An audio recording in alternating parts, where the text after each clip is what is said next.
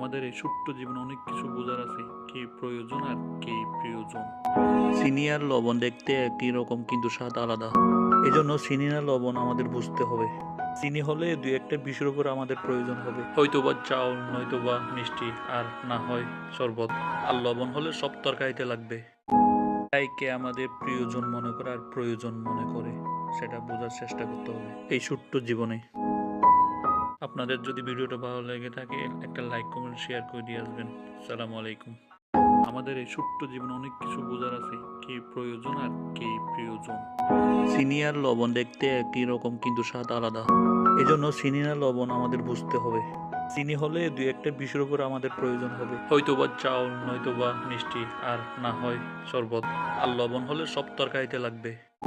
তাই কে আমাদের প্রিয়জন মনে করে আর প্রয়োজন মনে করে, সেটা বোঝার চেষ্টা করতে হবে এই ছোট্ট জীবনে। আপনাদের যদি ভিডিওটা ভালো লেগে থাকে, একটা লাইক, কমেন্ট, শেয়ার করে দিয়ে আসবেন। আসসালামু আলাইকুম।